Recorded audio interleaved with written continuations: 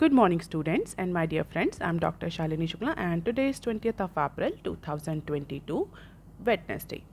Motivation of the day is the reason we struggle with insecurity is because we compare our behind the scene with everyone else highlighted reels.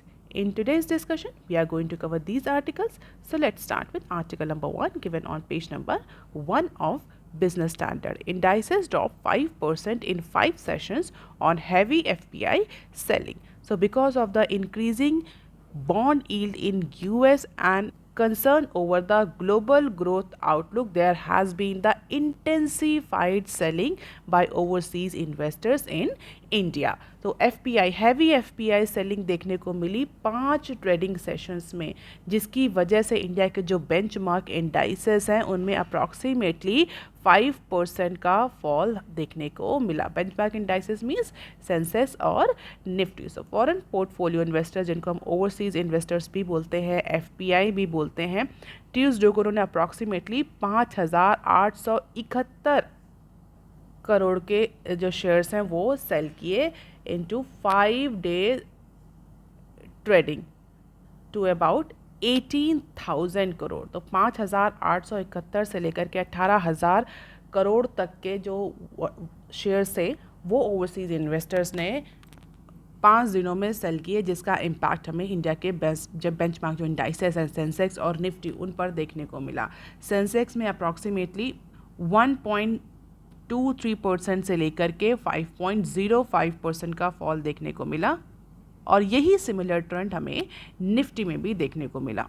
तो US में जिस तरह से bond yield increase कर रही है, जो कि 2018 के सबसे हाईएस्ट पॉइंट पे पहुंच गई, इसके अलावा जर्मनी और यूके के भी जो 10 साल के बॉन्ड है उनकी जो यील्ड है वो कंटिन्यूसली हाई हो रही है. अपार्ट फ्रॉम इट, इंफोसिस और HDFC के जो रिसेंट रिजल्ट Q4 के रिजल्ट जो डिक्लेयर हुए हैं वो भी अप टू द मार्जिन रही नहीं, अप टू द एक्सपेक्टेशन नहीं रहे, जिसकी वजह से जो इंडाइसेस हैं इनमें ओवरऑल फॉल देखने को मिला. And this is the infographics about the India's benchmark indices. अगर निफ्टी लूजर्स की बात करें तो Infosys, HDFC bank, Tech Mahindra, Wipro were the top Nifty losers. अगर लास्ट 5 डेज में हम FPI आउटफ्लो की बात करें तो इट वॉज ए नेगेटिव. तो मोस्ट ऑफ द केसेस में जो ओवरसीज इन्वेस्टर्स हैं they are selling into Indian economy because of the increasing US bond yield and better prospect into other Western economies. अब देख लेते हैं article number 2 that is given on page number 4 of business Standard. IMF cuts India financial year 23 GDP growth forecast to 8.0%.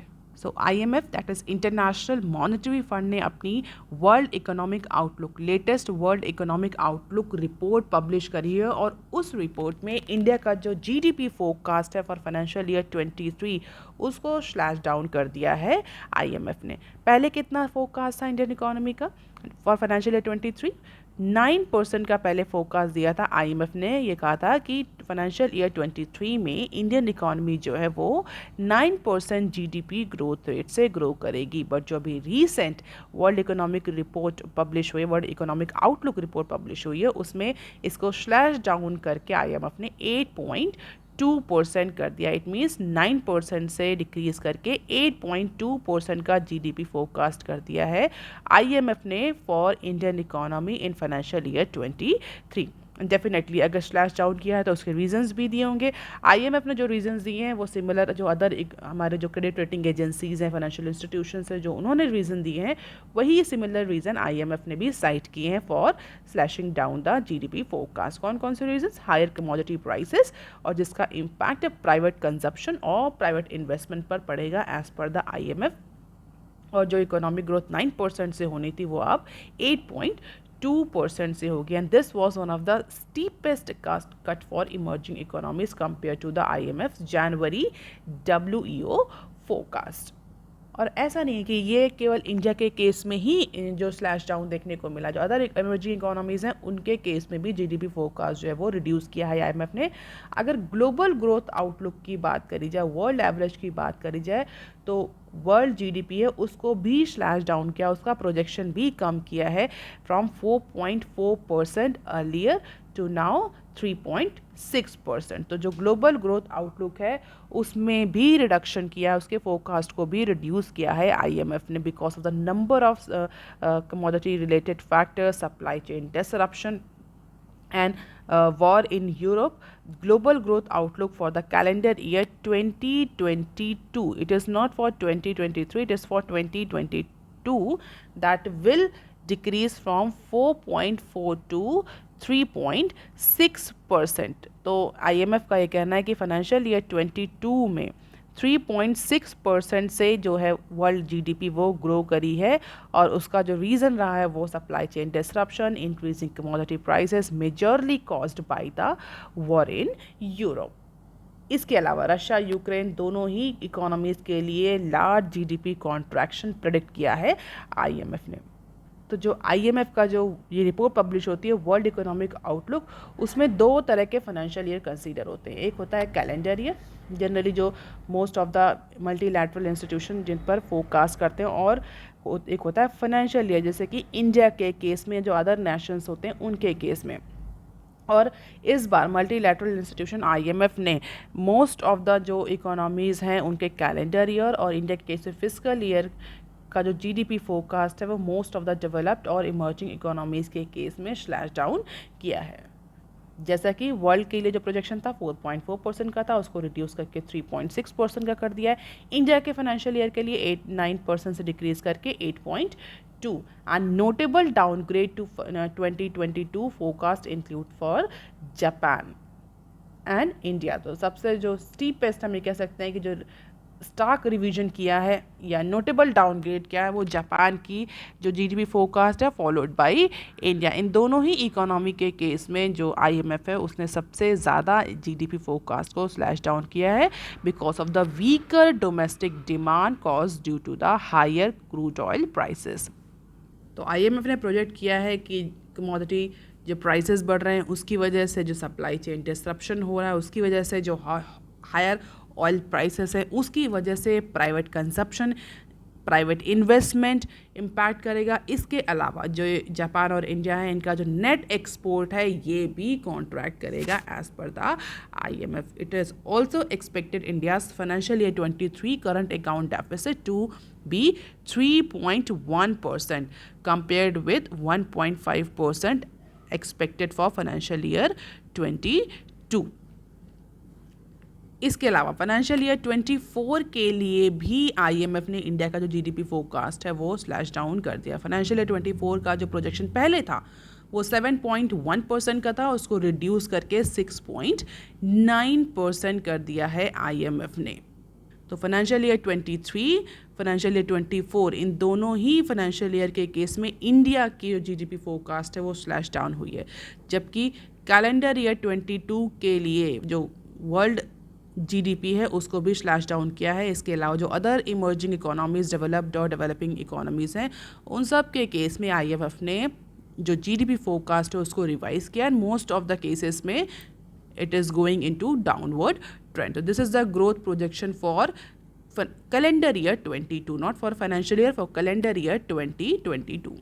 तो US, Germany, France, Italy, Spain, Japan, UK, Canada, China, India, Mexico, Brazil and Russia जो major economies हैं उनके ये projection है। हालांकि अगर हम Russia के केस में देखें तो जीडीपी कॉन्ट्रैक्शन जो है, शार्प जीडीपी कॉन्ट्रैक्शन आईएमएफ ने प्रोजेक्ट किया, and that is only because of the war with Ukraine. इसके अलावा अगर आप अदर इकोनॉमी से कंपेयर करें तो इंडिया का जो जीडीपी प्रोजेक्शन है वो अदर किसी भी इकोनॉमी के कंपेयर में सबसे ज़्यादा है। तो इंडियन इकोनॉमी और India will be the fastest growing economy in comparison to the other developed and emerging countries in the world as per the IMF। इसके अलावा रशिया से रिलेटेड दो और इंटरनेशनल न्यूज़ जो थी वो इसी सेम आर्टिकल में दी हुई थी, तो हम उसको यहीं कवर करेंगे।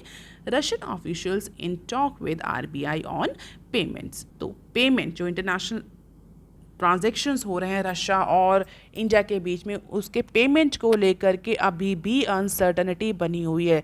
रिसेंटली हमने डिस्कस भी किया था कि दोनों ही कंट्रीज़ ने डिसाइड किया था कि रुपी और रबल का जो बाईलेटरल पेमेंट अरेंजमेंट है उसको रिवाइव किया जाएगा, बट फिलहाल के लिए इंडिया के साइड से ऐसा कोई रिवाइवल देखने को नहीं मिल रहा। तो दोनों ही साइड जो हैं they are attempting to find a solution on the payment front amid the sanction imposed on Russia by western countries, जहाँ पर रशिया को स्विफ्ट सिस्टम से और जो अदर पेमेंट मोड हैं उनसे सैंक्शन कर दिया गया, उनसे रिमूव कर दिया गया, जिसके बाद से रशिया और इंडिया का जो ट्रेड है वो इम्पैक्ट हो रहा है।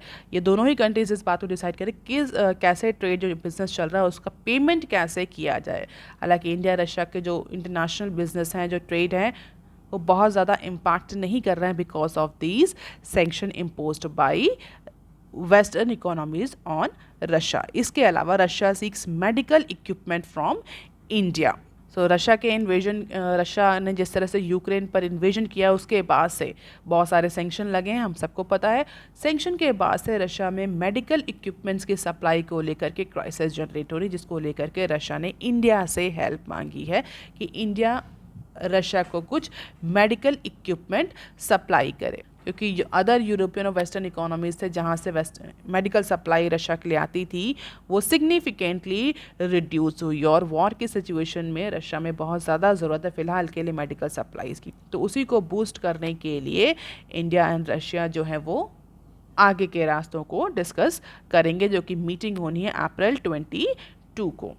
तो देखते हैं उस जो 22 को मीटिंग होनी है उसमें क्या डिसाइड होगा, किस तरह से पेमेंट बायलैटरल पेमेंट्स अरेंजमेंट होंगे, मेडिकल सप्लाईज को लेकर के इंडिया क्या हेल्प करता है रशिया की।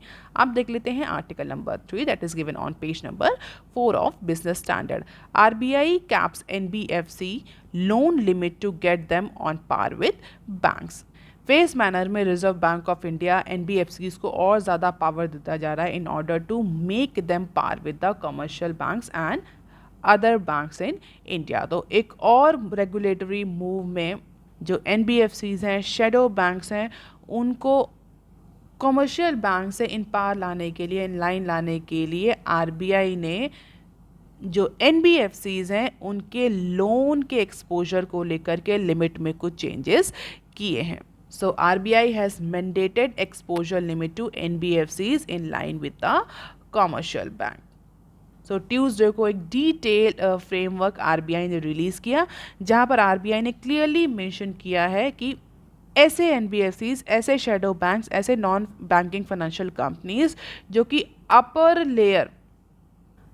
लेयर्स में है at 20% of capital base. It means NBFCs that are in upper layer towards one entity at 20% of capital base can be extended up to 5% with board approval. Upper layer means in terms of asset size जो top NBFCs हैं, और देखा जाए तो upper layer में approximately 10 NBFCs आती हैं, non banking financial companies आती हैं। तो हम ये कह सकते हैं कि 10 NBFCs हैं फिलहाल के लिए। उनके लोन एक्सपोजर को लेकर के आरबीआई ने, रेगुलेटर ने जो लिमिट थी उसको कैप कर दिया। And for a particular borrower group the cap is at 25%। और अगर कोई एनबीएफसी किसी इंफ्रास्ट्रक्चर में लेंडिंग कर रही है, इंफ्रास्ट्रक्चर प्रोजेक्ट में लेंडिंग कर रही है, so that particular cap can be increase more than 25%, और उसकी जो लिमिट है उसको 10% एडिशनल लिमिट मिलेगी if the exposure is towards a infrastructure project. So 20% of the capital base अभी रिसेंटली रेगुलेटर ने कैप किया है। इसके अलावा 5% और एडिशनल एक्सपोजर हो सकता है followed by the board approval.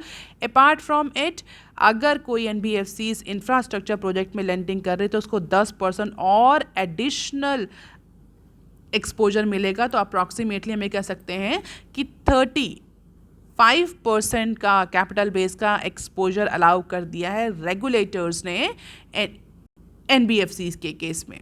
इससे क्या होगा, इससे इंफ्रास्ट्रक्चर सेक्टर में जो और अदर जो लिक्विडिटी क्रंच सेक्टर हैं वहाँ पर जो फंड की अनअवेलेबिलिटी है, लिक्विडिटी की अनअवेलेबिलिटी है, वो इम्प्रूव करेगी। जो प्रोजेक्ट्स बहुत टाइम से हॉल्ट पे पड़े हैं because of the lack of fund availability, because of the lack of liquidity, NBFCs उनको फंड करेंगे क्योंकि अब उनको भी बैंक के बराबर, अप्रॉक्सीमेटली बैंक के बराबर लेंडिंग करना या लोन एक्सपोजर अलाउ कर दिया है रेगुलेटर ने. However NBFCs into infrastructure finance can have exposure of 25% with the option of an additional 5% of their tier 1 capital to a single counterparty. And if there is a group of connected counterparties, that exposure can be extended up to 35% of their tier 1 capital. और अगर किसी भी NBFCs का ये 35% maximum limit जो है, all terms and condition जो maximum limit रखी गई है NBFCs के लिए 35% की रखी गई है. और RBI ने क्लियरली मेंशन कर दिया कि अगर कोई भी NBFC इस लिमिट को क्रॉस करता है, इस कैप को क्रॉस करता है, they need to inform to the department. और उसके बाद फर्दर RBI जो है या जो रेगुलेटरी अथॉरिटीज़ हैं वो उसके फर्दर एक्सपोजर को लिमिट कर देंगी or they will be barred from undertaking further exposure until it is down within the limit. और RBI ने क्लियर बोला अगर ये लिमिट फॉलो नहीं हुई, कैपिंग फॉलो नहीं हुई, NBFCs ने इस कैप को वायलेट किया, एक कंप्लाइंसेस इंश्योर नहीं किया, so in case of the non compliances और failure to comply with the exposure limit, there could be the penalties on NBFCs. तो RBI ने क्लियर बोल दिया कि 20% से लेकर के 35% की रेंज में कंडीशनल जो एक्सपोजर RBI ने कैपिंग अलाउ करी है, उसके अलावा अगर किसी भी NBFCs का कोई भी एक्सपोजर इंक्रीज करता है तो they need to inform to the regulatory authorities.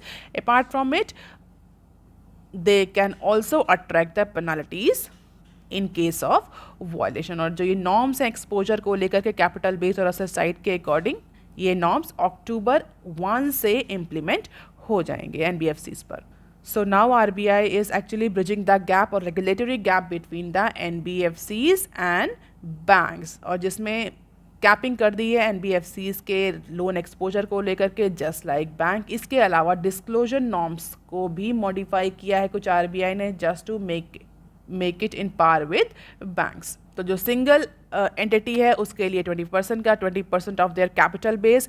इसके अलावा जो ग्रुप एंटिटीज़ हैं वो 25% तक. If there is an infrastructure lending then it could be up to 35% with proper asset classification and provisioning. तो बहुत सारे disclosure related norm, exposure related norms, loan और lending related norms, asset classification, provisioning related norms को RBI ने modify किया है जिससे कि शेडो बैंक्स और बैंक्स के बीच में जो रेगुलेटरी गैप है वो फुलफिल हो सके. Norms have also been tighten for lending to board members and their relatives. तो जो शेडो बैंक्स हैं उनके जो बोर्ड मेंबर्स हैं, बोर्ड ऑफ डायरेक्टर्स हैं, अगर वो किसी तरीके से लोन ले रहे हैं, किसी फॉर्मेट में लोन ले रहे हैं NBFC से, तो उनके लिए भी जो नॉर्म्स हैं वो टाइट कर दिए गए हैं just to ensure the right of the investors और इंटरेस्ट ऑफ द इन्वेस्टर्स. अब देख लेते हैं article number 4 that is given on page number 6 of business standard. Modi Johnson meet में focus on talk to advance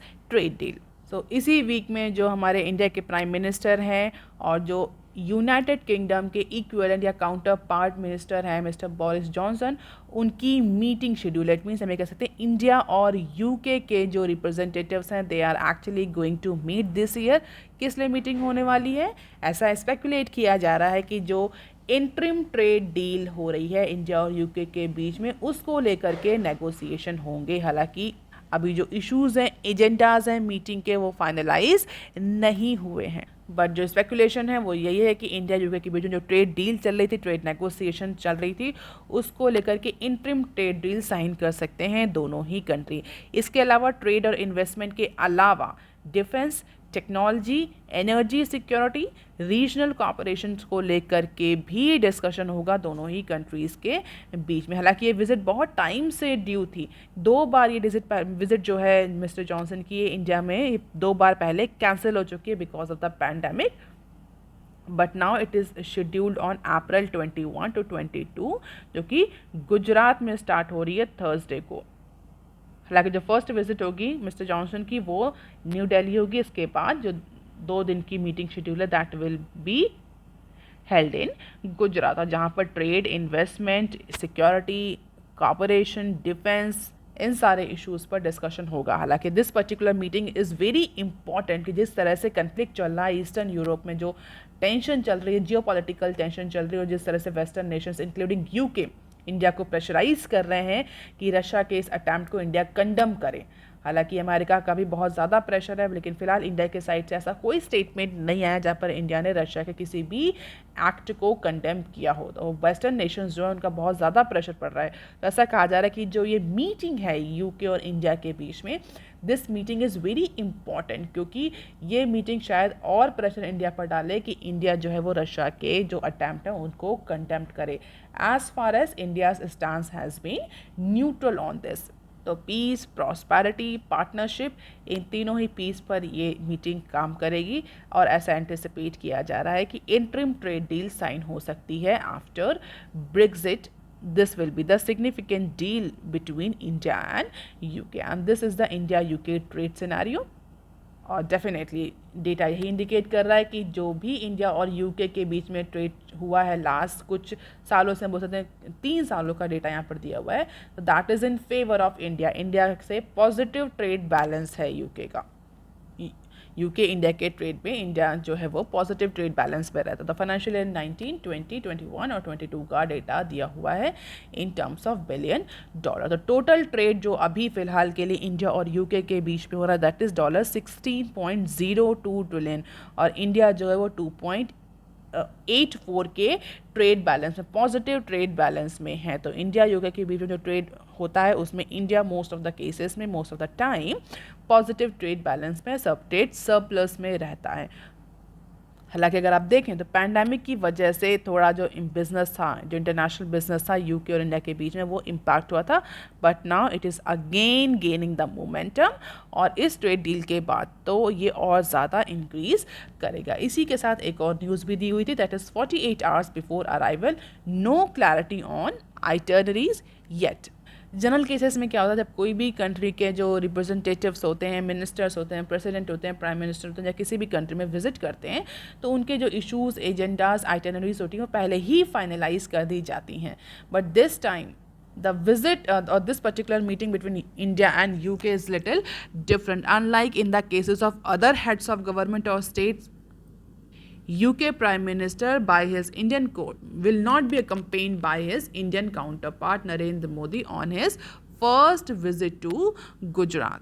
तो इस बार कुछ चेंजेस हैं विजिट में. जनरल जो एक मैंडेट होता है, एक डेकोरम फॉलो किया जाता है, वो इस बार ऐसा कुछ देखने को नहीं मिला. बहुत सारे जो इश्यूज़ एजेंडाज अभी फाइनलाइज नहीं हैं, may be because of the certain security reason बहुत ज़्यादा इटर्नरीज फाइनल नहीं करी गई हैं. और जो स्पेकुलेशन है वो इसी बात को लेकर के कि इंडिया और UK are going to get sign the interim trade deal. अब देख लेते हैं some other news clips. Government setting up 75 digital banks this year says FM. So India is planning to set up digital only banks and NBFCs just to ensure business continuity in lending system is not affected even in the exceptional time. तो Covid के duration में जिस तरह से banking, NBFCs, micro finance companies जो touch intensive sectors है वो impact हुए, उसको देखते हुए फाइनेंस मिनिस्ट्री ने डिसाइड किया कि आगे आने वाले टाइम में India is going to have the digital only bank. Digital only bank means ऐसे बैंक जो कि पूरी तरीके से कंप्यूटर और IT रिलेटेड टेक्नोलॉजीज़ पर काम करें,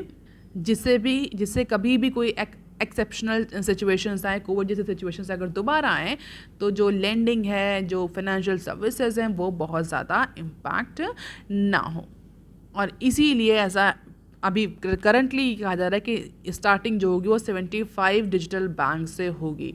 तो in her first public appearance before the Atlantic Council think tank, our FM told a select Washington audience that government had made efforts to achieve the microeconomic stability by simply recapitalizing the bank and increasing foreign exchange reserve. तो banks के recapitalisation के अलावा, banks की health को improve करने के अलावा अब उन्हें डिजिटलाइजेशन के फ्रंट पर भी प्रमोट किया जा रहा है. और ऐसा कहा जा रहा है कि इंडिया इज़ गोइंग टू, और ऐसा हमारी फाइनेंस मिनिस्टर ने अनाउंस किया कि they are going to have the 75 digital bank this year only. This year means into this financial year 75 digital banks जो हैं वो सेटअप होने वाले हैं, जिससे कि पैंडेमिक लाइक सिचुएशन अगर कभी फ्यूचर में अराइज होती है तो इंडिया की जो बैंकिंग है वो रिजिलियंस रहे, या जो बैंकिंग सर्विसेज हैं वो रिजिलियंट रहें. इसके अलावा क्रिप्टो करेंसी के रेगुलेशन को भी लेकर के स्ट्रॉन्ग स्टांस लिया हमारी फाइनेंस मिनिस्टर। उन्होंने बोला कि इंडिया में जिस तरह से इंडियन इकोनॉमी है, इंडिया में डाइवर्सिटी है, क्रिप्टो करेंसी को रेगुलेट करना बहुत ज़्यादा इंपॉर्टेंट है। जैसे कि जो रिस्क एसोसिएटेड है मनी लॉन्ड्रिंग और टेरर फंडिंग को लेकर के, जो स्पेशली क्रिप्टो करेंसी इसके डिसएडवांटेजेस में आता है कि क्रिप्टो करेंसी का जो सबसे बड़ा डिसएडवांटेज है वो यही है कि इसको ट्रैक नहीं किया जा सकता। चूँकि ट्रैक नहीं किया जा सकता, इसलिए ये टेरर फाइनेंसिंग और मनी लॉन्ड्रिंग के केस में क्रिप्टो करेंसीज का बहुत ज़्यादा यूज़ होता है और हो सकता है फ्यूचर में भी। तो इसीलिए इंडिया में इस particular crypto currency, digital currency को मैनेज करना, रेगुलेट करना बहुत ज़्यादा ज़रूरी है। तो फिलहाल के लिए बहुत सारे इश्यूज़ पर बात करें, जिसमें सबसे इंपॉर्टेंट जो इशू था वो ये डिजिटल बैंक्स को लेकर के था कि India are in process of setting up digital banks as well, not 1 but 75 of them this year. अब देख लेते हैं next clip. SBI seeks accountability on FRL stores takeovers. तो रिसेंटली हमने डिस्कस भी करी थी न्यूज़, जहाँ पर हमने डिस्कस किया था कि RIL ने फ्यूचर के जो कुछ रिटेल स्टोर्स हैं उनका टेक ओवर कर लिया because of the non payment of the certain dues. अब चूंकि FRL जो है वो बैंक्रप्सी और इंसॉल्वेंसी प्रोसीडिंग्स में जा चुका है, क्योंकि जो कंसोर्शियम था बैंक का वो उसको इंसॉल्वेंसी प्रोसीडिंग्स में ले जा चुके हैं एज पर द IBC, जहां पर अब लेंडर इस बात के लिए अकाउंटेबिलिटी इंश्योर कर रहे हैं कि जो फ्यूचर के जो रिटेल स्टोर्स है जो RIL ने एक्वायर कर लिया, RIL ने टेक ओवर कर लिया, उसकी अकाउंटेबिलिटी कौन लेगा। The State Bank of India which is among the key lenders of Future Retails has asked the letter for accountability on the issue of Reliance taking over approximately 800 stores without any prior intimation to the creditors. तो question mark किया है भैया कि कैसे आपने जो future के जो स्टोर्स से उनको टेक ओवर कर दिया और कैसे अपने क्रेडिटर्स को इन्फॉर्म नहीं किया, उनकी परमिशन नहीं ली। तो SBI is now seeking the accountability from RIL on this issue. और बैंक्स ने रिलायंस पर ये एलिगेशन भी लगाया कि जो फ्यूचर के 70% स्टोर्स हैं वो RIL ने without the permission of creditors acquire कर लिए। तो लेट्स सी अब ये इशू कब तक जाता है, फ्यूचर, अमेजॉन और रिलायंस का। अब इसमें लेंडर्स भी आ गए हैं, जो बैंक्स हैं वो भी इन्वॉल्व हो गए। तो this issue is actually becoming more and more complex. अब देख लेते हैं next clip. Group health policies see rise in premium in renewable cycle. Insurance penetration Covid के बाद से कंटिन्यूसली इंक्रीज हो रहा है। लास्ट 2 और 3 डेज़ की न्यूज़ में हम डिस्कस कर रहे हैं कि जो न्यू बिजनेस प्रीमियम है लाइफ इंश्योरेंस का, हेल्थ इंश्योरेंस का, वो भी इम्प्रूव किया है। अब जो ग्रुप और हेल्थ पॉलिसीज़ हैं उनके प्रीमियम को लेकर के भी जो इंश्योरेंस कंपनीज हैं उनमें इंक्रीज देखने को मिल रहा है। Group health insurance policies up for renewable in current renewable cycles और the premium correction where insurance revise their premium upwards. तो प्रीमियम रिवीजन के बाद भी जो ग्रुप इंश्योरेंस है उसका पेनिट्रेशन इंक्रीज हो रहा है, रिन्यूएबल जो है वो इंक्रीज हो रहा है। जस्ट ये इंडिकेट कर रहा है कि इंडिया में जो इंश्योरेंस पेनिट्रेशन है वो इंक्रीज़ कर रहा है। जबकि अगर हम ग्रुप इंश्योरेंस के प्रीमियम्स की बात करें तो कुछ केसेस में तो 15 से 18% तक का प्रीमियम इंक्रीज़ हुआ है। हालांकि इसके बाद भी जो रिन्यूएबल साइकिल है वो इंक्रीज़ होती हुई दिख रही है। तो 18 से 15% तक का इंक्रीज़ जो है वो ग्रुप हेल्थ इंश्योरेंस पॉलिसीज़ है उनके प्रीमियम में देखने को मिल रहा है। So medical inflation, losses incurred due to the COVID claims and inclusion of modern treatment, all these factors have actually weighed this group insurance premium। जो 15 से 18% का इंक्रीज़ है वो इसी वजह से देखने को मिल रहा है। हालांकि इस इंक्रीज़ के बावजूद भी जो पेनिट्रेशन है इंश्योरेंस प्रोडक्ट्स और सर्विसेज का वो इंक्रीज कर रहा है। अब देख लेते हैं नेक्स्ट क्लिप। गति शक्ति में enable faster implementation of DFCs। So prime minister का जो गति शक्ति नेशनल मास्टर प्लान था जो कि हर एक इंफ्रास्ट्रक्चर डिपार्टमेंट अडॉप्ट कर रहा है, is set to enable the faster implementation of dedicated freight corridor DFCs, जिसको हम शॉर्ट फॉर्म में बोलते हैं डेडिकेटेड फ्रेट कॉरिडोर्स। जिस तरह से कोल के ट्रांसपोर्टेशन को लेकर के अभी रिसेंट चैलेंजेस जनरेट हुए हैं उसके बाद से बहुत सारे राउंड ऑफ मीटिंग्स हुए हैं जहां पर India railway is now exploring the possibility of switching to alternative routes for certain stretch of proposed east west and north south DFCs, जो कि प्रपोज्ड हैं ईस्ट वेस्ट और नॉर्थ साउथ DFCs, उनको जल्दी से जल्दी पूरा करने के लिए now railway ministry is looking for the possibilities under Gati Shakti mission और गति शक्ति नेशनल मास्टर प्लान। और ऐसा कहा जा रहा है कि गति शक्ति जो है वो जो DFCs हैं उनके फास्टर इम्प्लीमेंटेशन को इनेबल करेगी, जिससे जो कोल को लेकर के स्पेशली शॉर्टेज और सप्लाई को लेकर के जो चैलेंजेस जनरेट हो रहे हैं वो ना हो। या वो ओवरकम किए जा सकें। सो ईस्ट वेस्ट और नॉर्थ साउथ जो DFCs हैं, डेडिकेटेड फ्रेट कॉरिडोर्स हैं, उनके लिए फ़िलहाल के लिए इन्वायरमेंटल क्लियरेंस के लिए रेलवे ने डाला है। अब जो फास्टर इम्प्लीमेंटेशन है जिसकी वजह, क्योंकि इन सारे जो फ्रेट कॉरिडोर्स हैं इनका बहुत लॉन्ग जेस्टेशन पीरियड है, तो इसके लिए गति शक्ति जो मास्टर प्लान है उसके तहत कैसे और ज़्यादा ऑल्टरनेटिव खोजे जा सकते हैं in order to make this implementation faster. So that is all for today, students. If you want lecture PDF, you can join my Telegram channel. You can also follow me on other social media platforms. If you have any query and suggestion, you can write on comment section below. Please like, share and subscribe. Thank you.